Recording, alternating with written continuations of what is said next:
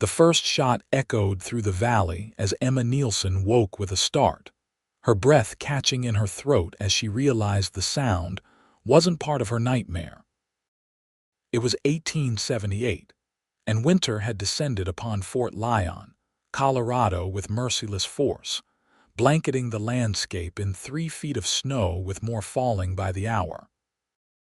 The second shot came closer, followed by men's voices that sent ice through her veins colder than the February air seeping through the cabin walls.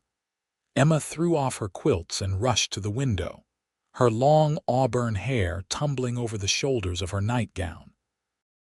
Through the frost-etched glass, she could make out the silhouettes of riders approaching, at least 6 of them, their lanterns swinging like fireflies against the darkness. She knew exactly who they were. Harrington's men.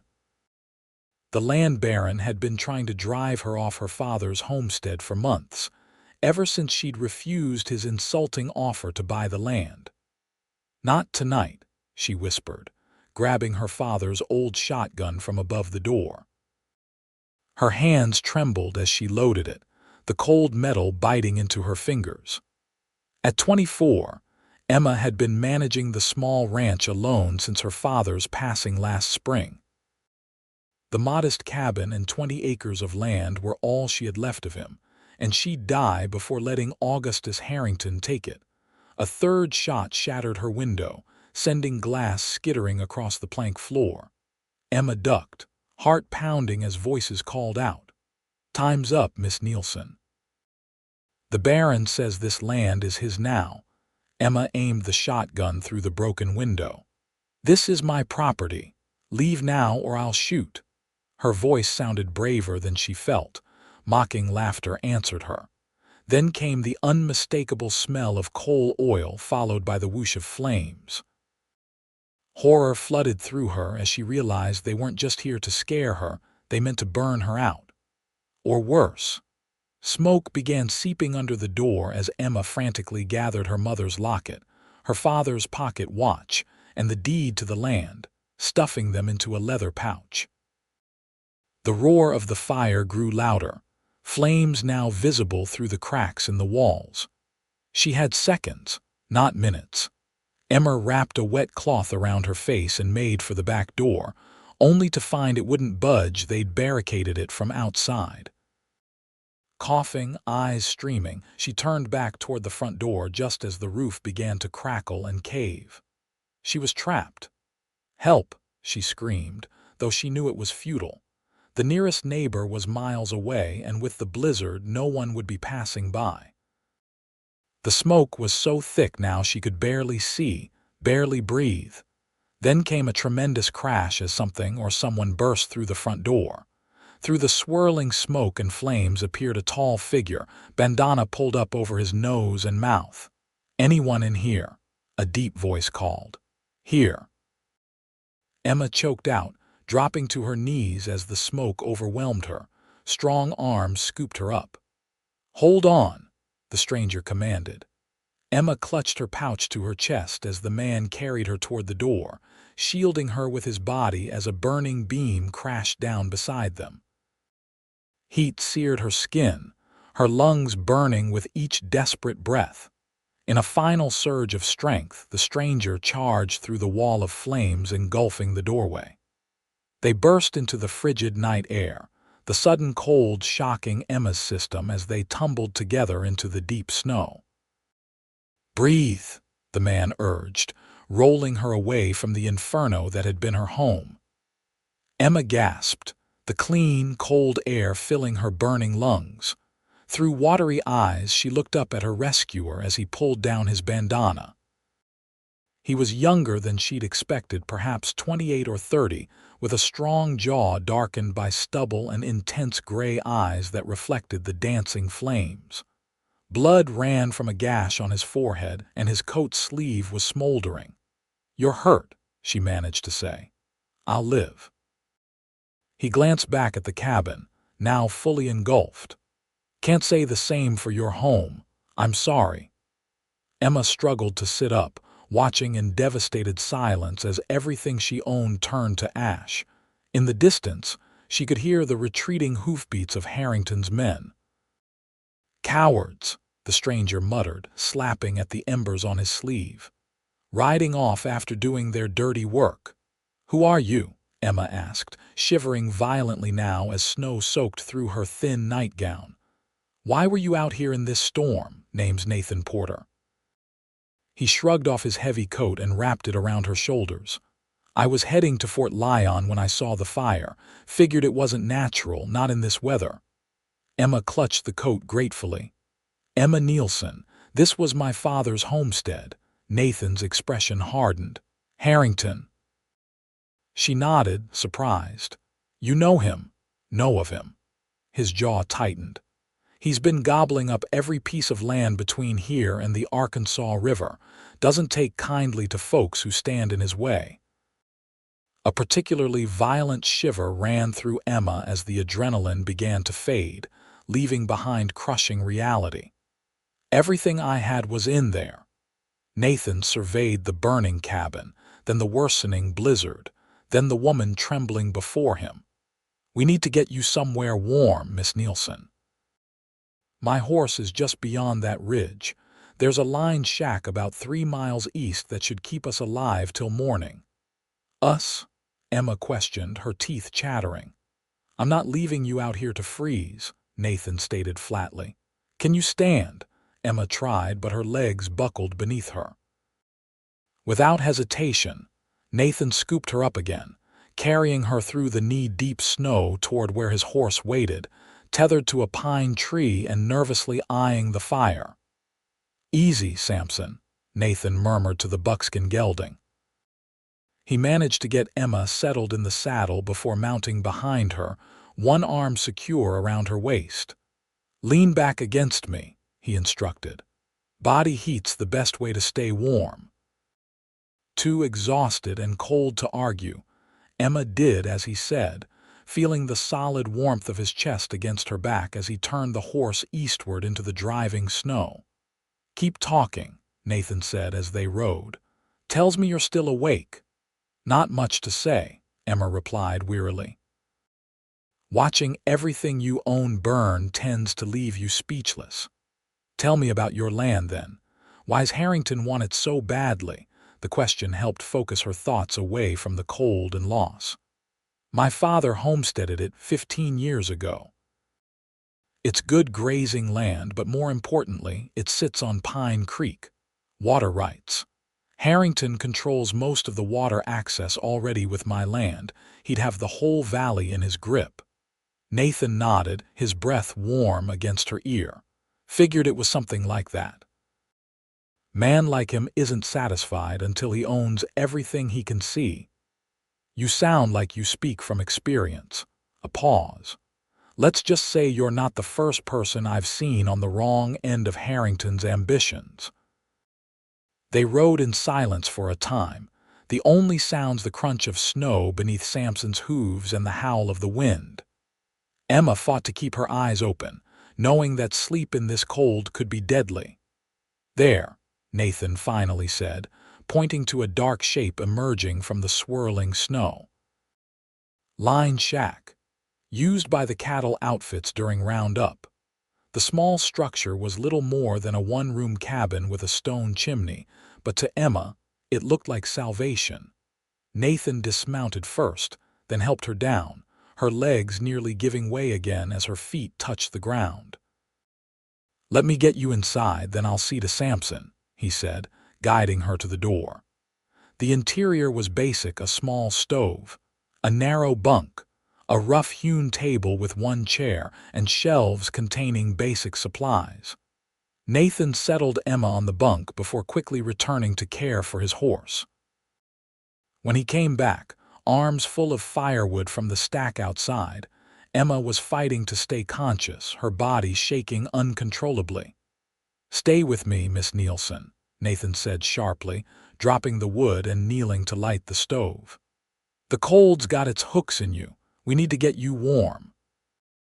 The fire caught quickly, and Nathan moved with practiced efficiency, finding a pot to melt snow for water. He rummaged through the supplies, locating coffee, jerky, and beans standard fare left for the next traveler in need. "Can you feel your fingers and toes?" he asked, crouching beside her. Emma nodded weakly. "They hurt." "That's good, means no frostbite." He hesitated, then said gently, "Your nightgown is soaked through. There should be some spare clothes in that trunk. They won't fit well, but they'll be dry." Emma looked toward where he pointed a wooden chest in the corner. "I can't. I'm too cold to move." Nathan's expression was all business. "I can help you or I can turn my back, but you need to get out of those wet clothes." A flush that had nothing to do with the cold crept up Emma's neck. "Turn your back, please." Nathan nodded and busied himself with the coffee pot while Emma, with trembling fingers, pulled dry clothes from the trunk, a flannel shirt and wool trousers that must have belonged to a ranch hand. She changed quickly, the oversized garments swimming on her frame but blessedly dry and already warming from the heat of the stove. "Decent," she murmured when finished. Nathan turned, approval in his eyes as he handed her a steaming cup. "Drink this. It's just coffee, but it's hot."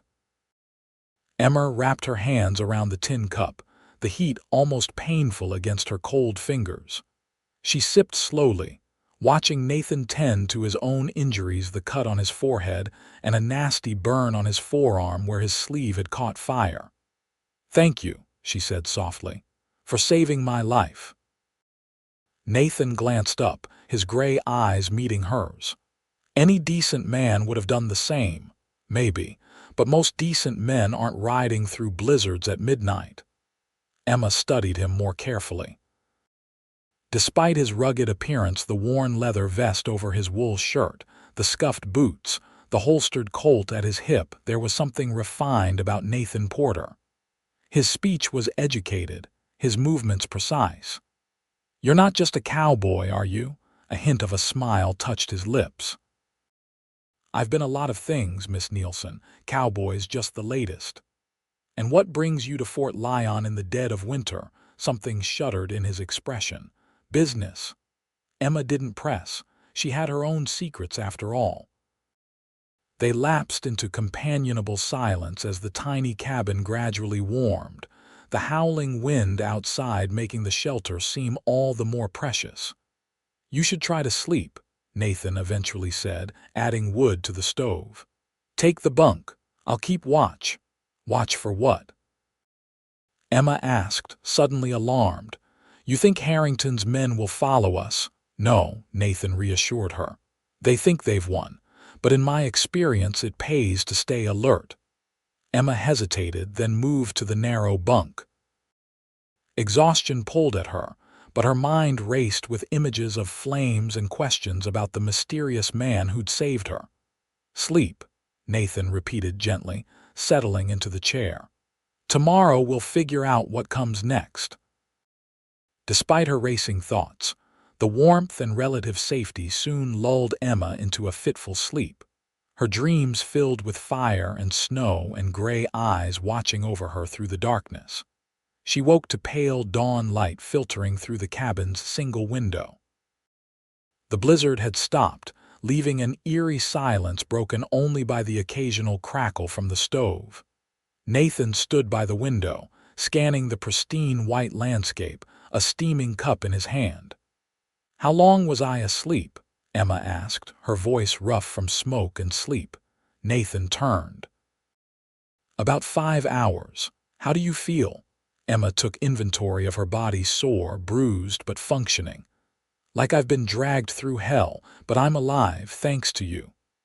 He acknowledged this with a nod, then offered her coffee and a plate with beans and jerky. "Not much of a breakfast, but it'll keep you going." They ate in silence, both lost in their own thoughts. When finished, Emma finally voiced the question that had been haunting her since fleeing the burning cabin. "What do I do now?" The weight of her situation crashed down fully. "Everything I owned was in that cabin. The deed to my land was the only thing I managed to save." Nathan considered her carefully. "What do you want to do?" "Fight back," Emma said without hesitation, surprising herself with the ferocity in her voice. Harrington thinks he's won, but as long as I hold the deed, that land is still mine. Even without a home on it, I'll rebuild, Emma declared, then faltered. Somehow. Nathan ran a hand through his dark hair, conflicted. Fort Lyon is still 6 hours' ride in good conditions. With the snow this deep longer, I need to get there today. Emma squared her shoulders. I won't keep you. You've done more than enough already. I can make my way to the Petersons' farm. It's about 5 miles south. They'll take me in. 5 miles through 3-foot snow dressed like that. Nathan gestured to her borrowed clothes. You wouldn't make it halfway. I don't have many options, Mr. Porter. Nathan paced the small cabin, clearly torn. Finally, he stopped. I'll take you to Fort Lyon with me. Sheriff Thompson, there is one of the few honest lawmen left in this territory. He should hear about what Harrington's done. Hope flickered in Emma's chest. You think he'll help? Can't promise anything, but it's better than freezing to death in the snow. He began gathering their few things. We should leave soon if we want to make it before dark. Within the hour, they were mounted on Samson. Emma again seated in front of Nathan as they picked their way through the snow-covered landscape. The bright winter sun made the world sparkle blindingly, but did little to warm them as they traveled. Tell me about yourself, Miss Nielsen, Nathan said after they'd been riding for some time. What brought your family to Colorado? Emma welcomed the distraction from the cold and her worries. My father was a school teacher back in Pennsylvania. After my mother died of influenza, he decided we needed a fresh start. He'd always dreamed of having his own land, so when I was 9, we came west. He taught at the school in Fort Lyon while building our cabin and learning to ranch. And you stayed even after he passed. It was home, Emma said simply. I taught at the school for a while like my father, but this past year I've been focused on the ranch. It's not much, just 20 acres and a small herd, but it's mine. Her voice caught. Was mine. Still is, Nathan reminded her. You have the deed. A piece of paper won't rebuild my house or replace my cattle. No, but it's a start. Nathan adjusted his hold around her waist. What about family? Anyone else who might help? Emma shook her head. Just me now. What about you? You mentioned business in Fort Lyon, but nothing more. Nathan was quiet for so long Emma thought he might not answer. Finally, he said, I used to be a lawman, U.S. Marshal based out of Denver, not anymore. What happened? Disagreed with my superiors about justice. His tone discouraged further questions on that topic. After another moment, he added, I've been working as a hired gun since then, not an outlaw, he clarified quickly. Security for cattle drives, hunting bounties occasionally. Odd jobs. Emma processed this information. And your business in Fort Lyon. Nathan's chest rose and fell against her back as he sighed. I was hired to investigate some cattle rustling near the Arkansas River. Trail led this direction. Rustling on Harrington's land, Emma asked, connecting the dots. That's right. And who hired you? Another pause. Augustus Harrington. Emma stiffened, trying to pull away, but Nathan's arm kept her securely in place. You work for him. Her voice rose with betrayal. The man who just burned me out of my home. Easy, Nathan cautioned. I took a job tracking rustlers, that's all. I had no idea about his land grabbing until I saw what his men did to your place. Emma wasn't convinced. Then why were you riding by my cabin in the middle of a blizzard at midnight? That's nowhere near Harrington's ranch. Because I was following a lead that suggested the rustlers might be using Pine Creek as a route to move stolen cattle. I was scouting the area when I saw the fire. His voice hardened. I don't burn women out of their homes, Miss Nielsen, no matter who's paying me. Something in his tone convinced Emma he was telling the truth, but the knowledge that he worked for Harrington, however, tangentially left her uneasy. What happens when we reach Fort Lyon? She asked. Will you report back to him? My job was to find rustlers, not help land barons commit arson and attempted murder. As of last night, I'm no longer in Augustus Harrington's employ. The conviction in Nathan's voice was unmistakable. When we reach town, I'll take you to Sheriff Thompson, and then I've got some questions for the bank manager about Mr. Harrington's recent land acquisitions.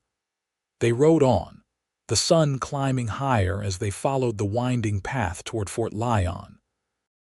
Despite the bright day, the temperature remained bitterly cold, and Emma found herself leaning back into Nathan's warmth without conscious thought. "Look there," Nathan said suddenly, pointing to a set of tracks crossing their path. 6 horses, heading back toward Harrington's ranch. "Your midnight visitors." Emma's heart quickened. "You think they'll come after me again? Not if they think you're dead." Nathan's voice was grim. For now, that misunderstanding works in our favor. The gravity of her situation hit Emma anew. "They meant to kill me." "Land disputes out here turn deadly quick," Nathan agreed. "But Harrington's usually more careful, acts through proxies, keeps his hands clean. Burning a woman's cabin is reckless, even for him." "He's desperate," Emma realized. "The water rights on Pine Creek must be more valuable than I thought. Or there's something else on your land he wants." Nathan guided Samson around a deep snowdrift. "Either way, we need to find out what's making him bold enough to risk murder." They continued their slow progress toward Fort Lyon, stopping occasionally to rest the horse and stamp feeling back into their limbs. By mid-afternoon, the town's church steeple appeared on the horizon, a welcome sight after the endless white wilderness. Fort Lyon had grown considerably since its days as an actual military fort. Now, a proper town with a main street lined with false-fronted businesses, it served as the commercial hub for ranchers and farmers throughout the region. Despite the heavy snow, there was activity as they rode in shopkeepers clearing paths, a wagon delivering supplies, children sliding down a hill on makeshift sleds. Nathan guided them directly to the sheriff's office, a solid brick building in the center of town. He dismounted first, then helped Emma down, steadying her as her stiff legs adjusted to standing. "Let me do the talking initially," he murmured as they approached the door. "Thompson and I have history." Sheriff Robert Thompson looked up from his desk as they entered, his weathered face registering first surprise, then wariness at the sight of Nathan. "Porter," he said cautiously, "didn't expect to see you in these parts again." "Circumstances change, Bob." Nathan removed his hat. "This is Miss Emma Nielsen. Her cabin was burned to the ground last night by Augustus Harrington's men. She nearly died." Thompson's bushy eyebrows rose as he took in Emma's borrowed clothes and smoke-smudged face. "That's a serious accusation." "It's the truth." Emma stepped forward. "Mr. Porter pulled me through the flames just before the roof collapsed. Harrington has been trying to force me off my land for months." The sheriff gestured for them to sit. "Start from the beginning, Miss Nielsen." For the next hour, Emma recounted everything: her father's homesteading of the land, Harrington's increasingly aggressive offers to buy her out, the threats that began after her latest refusal, and finally, the attack in the night. Nathan added his own observations, including the tracks they'd seen heading back toward Harrington's ranch. Thompson listened without interruption, making occasional notes. When they finished, he sighed heavily. "I've heard similar complaints about Harrington before, but never anything this blatant. Problem is, without witnesses besides yourselves, it's your word against his. Those men will have burns," Nathan pointed out, "and her cabin didn't catch fire naturally in a snowstorm." "Still circumstantial." Thompson leaned back in his chair. "Harrington's got the territorial judge in his pocket and half the town council owes him money. Going after him directly would be an uphill battle. Emma's hopes deflated. So he gets away with it, with everything. I didn't say that. Thompson stroked his mustache thoughtfully. The law might be challenging, but there are other ways to get justice. Porter here knows something about that, don't you? Nathan shifted uncomfortably. I was thinking more along the lines of finding out why Harrington's so set on that particular piece of land. Has to be more than water rights. Could be. The sheriff nodded. Railroad's been surveying new routes through the territory. Might be planning a spur line through that valley. Emma leaned forward. Is there any way to find out? Railroad company keeps its plans close to the vest, Thompson replied. But Jenkins at the bank might know something. Harrington does all his business through him. Nathan stood. I'll pay him a visit. In the meantime, Sheriff, Miss Nielsen needs a safe place to stay. Thompson considered for a moment. My sister runs the boarding house. I'll take her there myself, see she gets settled. Emma looked up at Nathan, suddenly reluctant to part from the man who'd saved her life. What about you?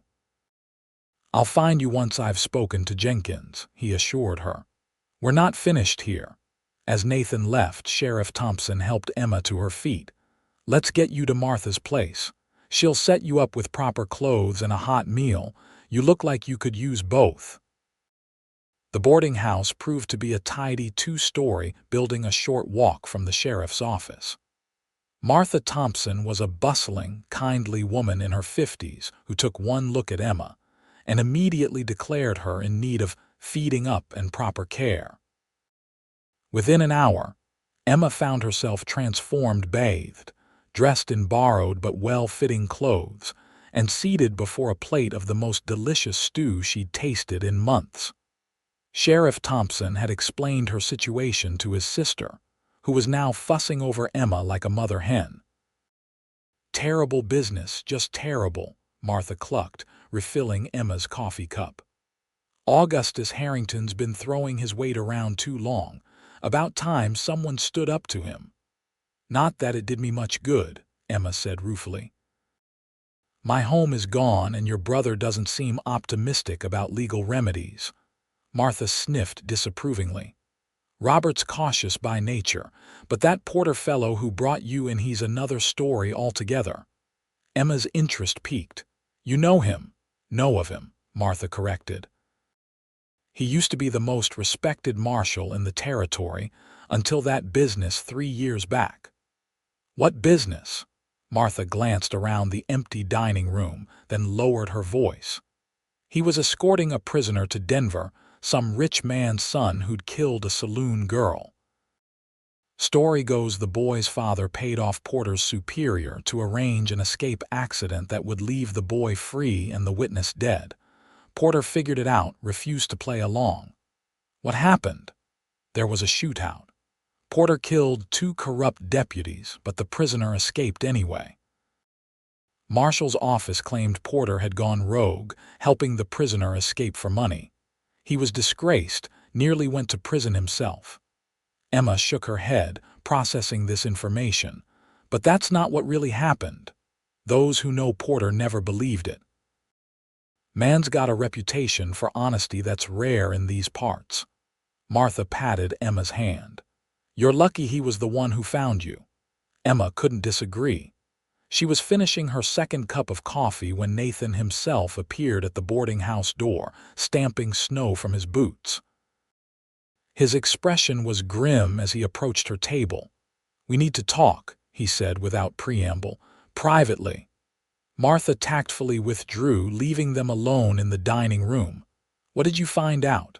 Emma asked. Nathan sat across from her, keeping his voice low. Jenkins wouldn't tell me much officially, but I caught him in a talkative mood at the saloon after work.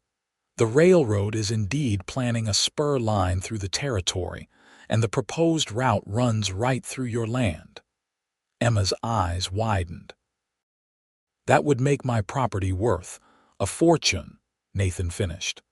Especially the section along Pine Creek where they'd need to build a water station. Harrington found out about the plans months ago through his connections and has been buying up every parcel in the path. and I refuse to sell, making you the only obstacle to his windfall." Nathan leaned closer. "There's more. Harrington doesn't just want the land for the railroad money. He's been quietly buying up water rights throughout the county. With control of Pine Creek, he'd effectively control all the water access from here to the Arkansas River." Emma understood immediately. He could charge whatever he wanted. Every ranch, every farm would be at his mercy. "Exactly." Nathan's gray eyes held hers. "The railroad deal is just the beginning. He's looking to control the entire region." The magnitude of what she was facing left Emma momentarily speechless. Finally, she asked, "What do we do now? Sheriff Thompson says we can't prove Harrington was behind the fire." "We don't need to prove it in court." Nathan's voice had taken on a hard edge. "We just need to make sure he doesn't profit from it." "How?" "The railroad doesn't know which parcels Harrington has acquired. If they knew he was attempting to monopolize the route to extort them later, they might reconsider their plans or at least their negotiating position." Emma frowned. "But my land is still the key piece, and it's just a burned-out homestead now." "But you still have the deed," Nathan reminded her. "And without a recording of sale at the land office, Harrington can't claim ownership, no matter what he's done to the property itself." Hope flickered in Emma's heart. "So if I refuse to sell, even now, you could force him to negotiate with the railroad directly on their terms rather than his." Nathan smiled slightly. "Or you could sell to them yourself, cutting him out entirely." Emma considered this, turning the possibilities over in her mind. "I'd need to rebuild regardless. I can't live in a boarding house forever." "That's where the town comes in," Nathan said. "If people knew what Harrington was planning, how his water monopoly would affect them, you might find more allies than you expect." Sheriff Thompson didn't seem convinced they'd stand against him. "The sheriff's cautious, but he's also fair, and Harrington crossed a line by burning you out." Nathan reached across the table, hesitating before gently covering her hand with his. "You're not alone in this fight anymore, Emma." The use of her first name and the warmth of his hand on hers sent an unexpected flutter through Emma's chest.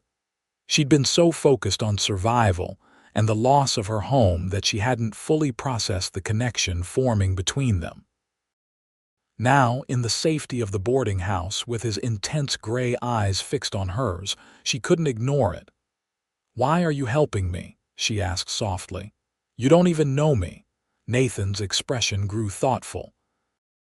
"Maybe I'm tired of watching men like Harrington take whatever they want without consequence.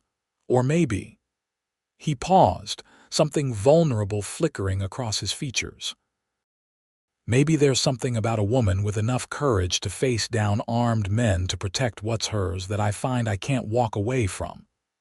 Emma felt heat rise to her cheeks, but before she could respond, Sheriff Thompson burst through the door, his expression grave. "Porter, Miss Nielsen." "We've got trouble." Nathan was on his feet instantly. "What kind?" "Just got word from a ranch hand who rode in. Harrington's gathering men, at least 15 hired guns. Word is he's claiming Miss Nielsen stole documents from him before setting her own cabin on fire as a distraction." "That's ridiculous," Emma exclaimed. "Of course it is," Thompson agreed. "But he's spinning a tale about you being in league with rustlers, using your property to move stolen cattle. Says he has witnesses who'll swear to it." Nathan's jaw tightened. He's getting desperate. Trying to discredit Emma before she can challenge him. "It gets worse," Thompson continued. "He's convinced Judge Wilkins to issue a warrant for your arrest, Miss Nielsen, and he's bringing his men to town tomorrow to execute it personally." Emma felt the blood drain from her face. "He can't really believe that will work." "Doesn't need to work for long," Nathan said grimly. "Just long enough for him to get his hands on your deed or force you to sign a bill of sale while you're in custody." "I need to leave," Emma realized. Get out of Fort Lyon before they arrive." Sheriff Thompson shook his head. "Running would only make you look guilty. Besides, in this weather, where would you go?" Nathan had been pacing, his mind clearly racing. Now he stopped, decision made. "We need to force a confrontation on our terms, not his." "What are you suggesting?" Thompson asked warily. "The railroad survey party is camped 10 miles west of town," Nathan explained. "If Emma and I can reach them tonight, explain what Harrington's doing." "Risky," Thompson warned. "Harrington's likely got men watching the roads. Then we don't take the roads." Nathan turned to Emma. "It's your decision. We can stay, try to fight this legally, though the odds are stacked against us, or we can make a run for the railroad camp tonight." Emma didn't hesitate. "I won't let him take my land through lies and intimidation." "If the railroad is the key, then that's where we need to go." Nathan nodded, satisfied. "Sheriff, can you help us with supplies, and perhaps delay any search until morning?" Thompson considered, then nodded slowly. "I can do that much. Martha can help gather what you'll need." He fixed Nathan with a stern look. "But if you're caught outside town with a woman he's accused of theft and arson—" "I know the risks," Nathan said quietly. Emma looked between the two men, understanding passing between them. "So do I." The next few hours passed in a flurry of preparation. Martha provided food, blankets, and proper winter clothing for Emma. The sheriff contributed ammunition for Nathan's rifle and a small derringer for Emma, just in case. By nightfall, they were ready. "The moon won't rise until after midnight," Thompson told them as they prepared to leave through the back of the livery stable where Nathan had stabled Samson. "That gives you darkness for cover, but makes travel slower. Stay along Pine Creek heading west. The trees will provide some cover, and the railroad survey crew is camped near the proposed crossing point." Nathan checked Samson's saddle one final time. "If we're not back by noon tomorrow, I'll hold Harrington off as long as I can," Thompson promised. "But be careful. Man like that backed into a corner is dangerous." Emma hugged Martha goodbye, whispering thanks for the older woman's kindness. Then Nathan helped her mount Samson before swinging up behind her. "Ready?" he asked softly. Emma nodded, though fear and determination wrestled within her. "Ready." They slipped out the back of the livery and into the frigid night, keeping to the shadows of buildings until they reached the edge of town. The snow had stopped, but the temperature continued to drop, the stars overhead painfully bright in the clear, cold sky. Once clear of town, Nathan urged Samson into a cautious trot, following the course of Pine Creek westward. The going was difficult, the snow deep, the terrain uneven, and the darkness nearly complete. They rode in tense silence, both straining to hear any sound that might indicate pursuit. "How well do you know this area?" Emma asked quietly after they'd been riding for nearly an hour. "Well enough," Nathan replied. "I spent some time tracking a fugitive through here 2 years back. The creek makes a bend about 2 miles ahead, then passes through a narrow canyon. That's likely where the railroad will bridge it, and where the survey team is camped. Should be, unless they've moved on." Nathan adjusted his arm around her waist, pulling her closer against the biting cold. "How are you holding up?" "I'm fine." Despite her brave words, Emma was shivering. The temperature seemed to be dropping by the minute, and the exertion of their escape had given way to the bone-deep chill of inactivity. Nathan clearly didn't believe her. "There's an old trapper's cabin near the bend. We'll stop there, warm up before continuing." The cabin, when they reached it, was little more than a decrepit shack. Half its roof collapsed under the weight of snow. But the stone fireplace was intact, and Nathan quickly got a small fire going while Emma huddled nearby, grateful for even the meager warmth. "We can't stay long," Nathan warned, feeding small branches to the flames. "Too risky to leave tracks leading here." Emma nodded, extending her hands toward the fire. "I never thanked you properly for saving my life, twice now." Nathan looked up, firelight playing across his features. "No need for thanks." "There is, though." Emma met his gaze steadily. "You could have ridden past my cabin, you could have left me at the line shack, you could have walked away once we reached Fort Lyon, but you didn't." "Why?" Nathan was quiet for a long moment, staring into the flames. "After what happened with the Marshal's service, I spent a lot of time drifting, taking jobs that didn't require me to care about anything beyond the pay. It was easier that way." He looked up at her. "Then I saw your cabin burning, heard you calling for help, and suddenly I cared very much about what happened next." The simple honesty in his words touched something in Emma that had been closed off since her father's death, a vulnerability she'd carefully protected. "I've been alone a long time," she admitted, "convinced myself I preferred it that way, safer. And now I'm not so sure." Emma held his gaze. "Whatever happens with Harrington and my land, thank you for reminding me that not every hand extended is looking to take something." A log shifted in the fire, sending sparks upward. In the momentary flare of light, Emma saw something soften in Nathan's expression, a guardedness giving way to something warmer, more open. He moved closer and she found herself leaning toward him, drawn by a force as natural and inevitable as gravity. The sound of approaching horses shattered the moment. Nathan was on his feet instantly, dousing the fire with snow. "Out the back," he whispered urgently, gathering their things. "Now." They slipped through a gap in the cabin's rear wall, crouching low as they made their way to where Samson was tethered. The night was pitch black now, clouds having moved in to obscure the stars, but they could hear voices approaching from the direction they'd come. "Tracks lead this way. Can't be more than half an hour ahead of us. Harrington wants the woman alive. Don't forget that." Nathan helped Emma onto Samson, then swung up behind her. Instead of continuing west along the creek as they'd planned, he guided the horse northward, into the dense pine forest that climbed the ridge above the creek. "Where are we going?" Emma whispered. "Higher ground," Nathan murmured. "They'll expect us to follow the creek. We'll circle back once we've lost them."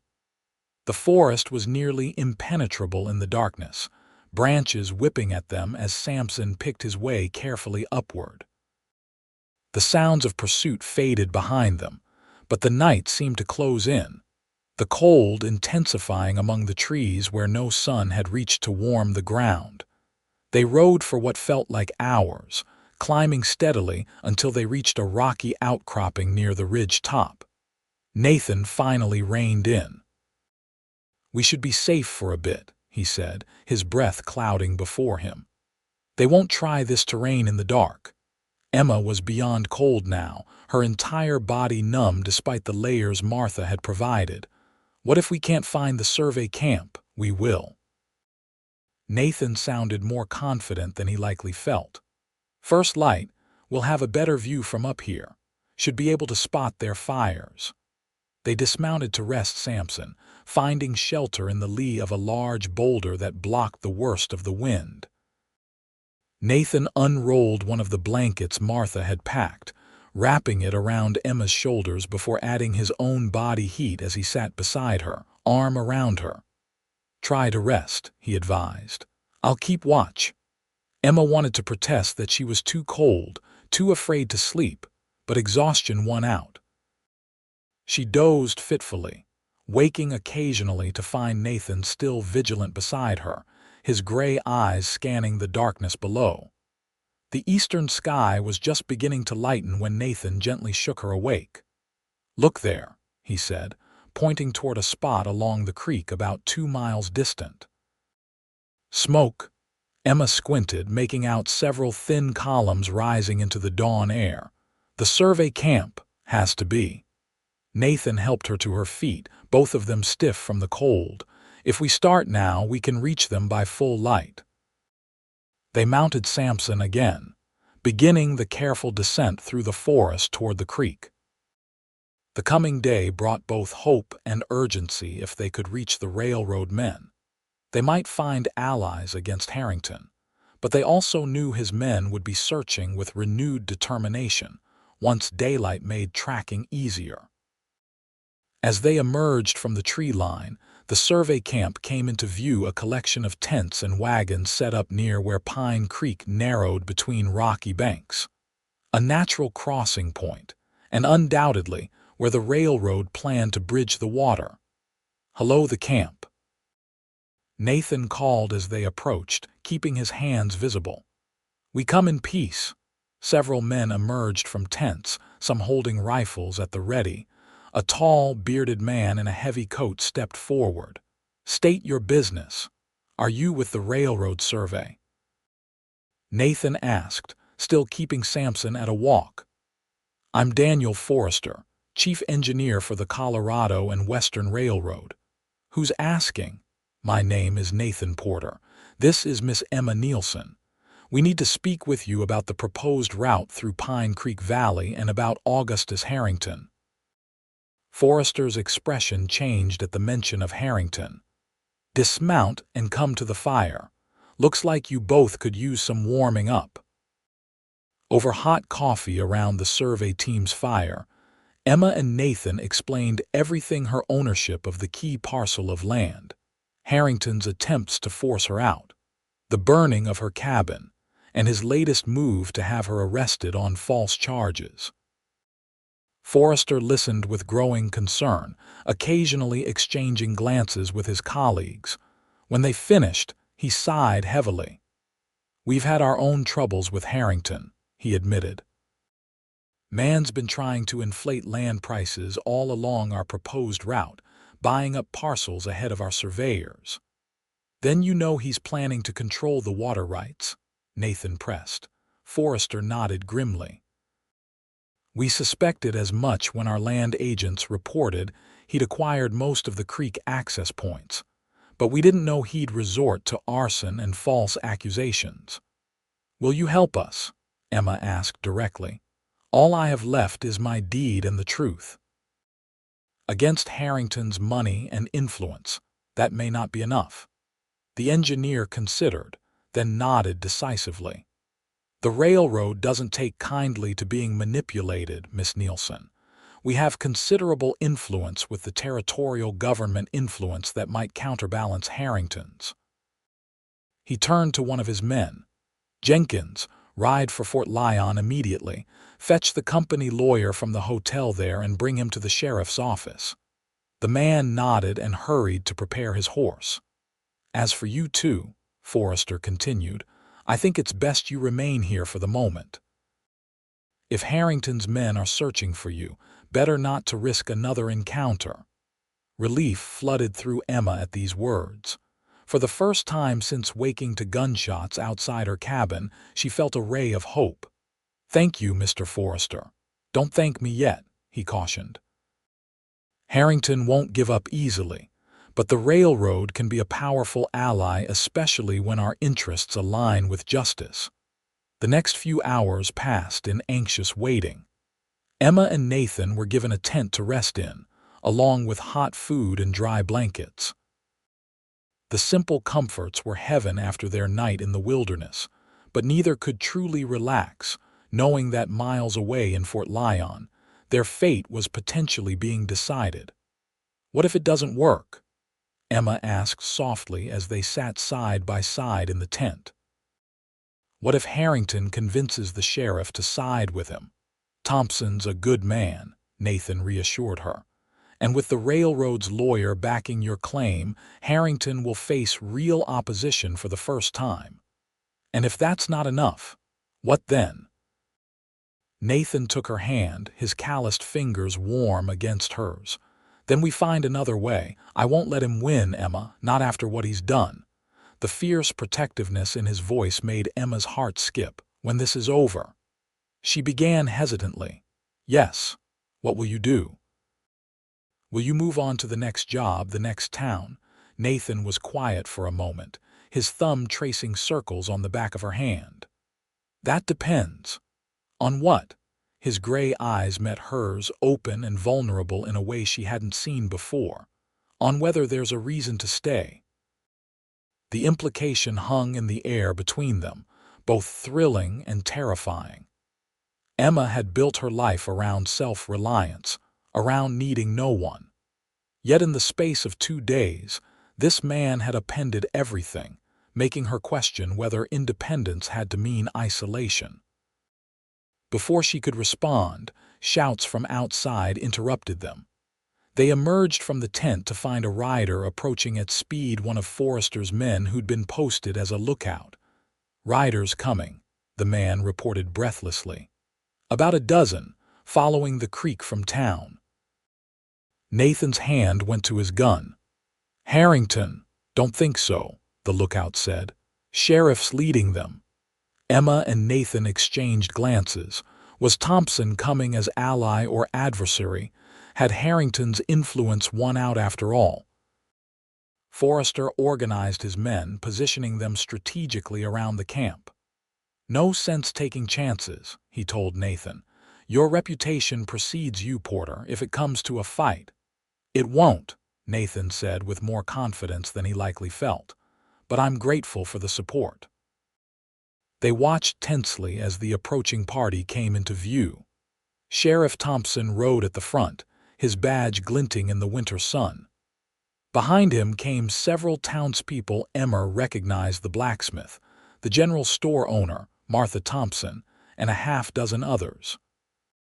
Conspicuously absent were any of Harrington's hired guns. Thompson reined in at the edge of camp, raising his hand in greeting. "Porter, Miss Nielsen, quite the chase you've led us on." "Sheriff," Nathan acknowledged cautiously. "What brings you and half the town out in this cold?" Thompson dismounted, a grin breaking through his mustache.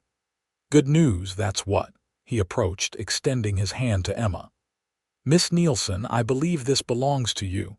In his outstretched palm lay a small brass key. Emma stared at it, uncomprehending. "I don't understand." "Key to your new cabin," Thompson explained. "Well, it's being built as we speak. Seems once word got around about what Harrington did and what he was planning with the water rights folks got mighty interested in making things right." "A new cabin," Emma repeated, stunned. "But how?" "Town took up a collection," Martha Thompson said, dismounting to join them. "Every business on Main Street contributed. The lumber mill donated timber, the men volunteered labor. Should be weather tight by sundown." Emma's eyes filled with tears. "I don't know what to say." "There's more," Sheriff Thompson continued. "The railroad's lawyer met us in town, had quite the discussion with Judge Wilkins. Amazing how quickly a warrant can be canceled when a company with the railroad's resources takes an interest." "And Harrington?" Nathan asked. Thompson's expression hardened. "Currently in my jail, along with 3 of his men who were identified as being at Miss Nielsen's cabin that night. Turns out one of them got burned badly enough to need the doctor, which made for a convenient confession." Relief and disbelief warred within Emma. "He's really been arrested on charges of arson, attempted murder, and conspiracy," Thompson confirmed. "The territorial prosecutor is on his way from Denver. With the evidence we have and the railroad's backing, Harrington's empire is crumbling as we speak." Emma felt lightheaded, overwhelmed by the sudden reversal of fortune. Nathan's arm went around her waist, steadying her. "Told you we'd find a way," he murmured. Forrester stepped forward, extending his hand to Emma. "Miss Nielsen, my company would still like to discuss purchasing right-of-way access through your property. At a fair price, of course, negotiated without duress."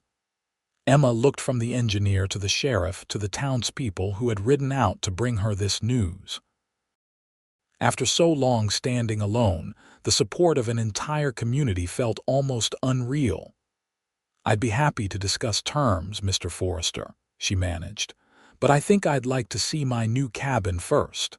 The ride back to her land was like a dream. Where before there had been only charred remains, now stood the framework of a new cabin, larger than her old one, with men busy raising the walls despite the cold. Neighbors she barely knew greeted her with smiles and handshakes, offering condolences for her ordeal and congratulations on her stand against Harrington. "It's not much yet," the blacksmith told her apologetically, "but we'll have the roof on by nightfall, stove installed tomorrow. Should hold you through the winter until proper building weather." Emma walked through the partially constructed cabin, touching the fresh-cut timber with wondering fingers. "I never expected this." "Small towns take care of their own," Martha said, patting her arm.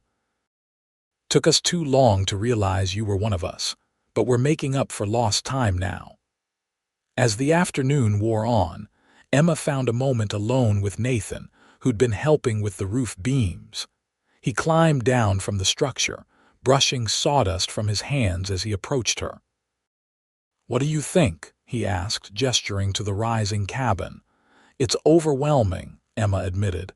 "Yesterday I had nothing, today." "Today you have a community," Nathan finished, "and justice." "And you?" The question slipped out before Emma could reconsider it. "Earlier you said whether you stayed depended on having a reason." Nathan's expression grew serious. "I did. And now, with Harrington in jail and my land secure." Emma's heart pounded as she waited for his answer. Nathan took a step closer, his gray eyes intent on hers. "Now I'm even more convinced I have a reason to stay if you want me to." "I do," Emma said softly. "I've spent years believing I needed to face everything alone. You showed me a different way." "I wasn't looking to put down roots again," Nathan admitted. "Not until a certain stubborn homesteader made me rethink a lot of things." Emma smiled, happiness bubbling up inside her.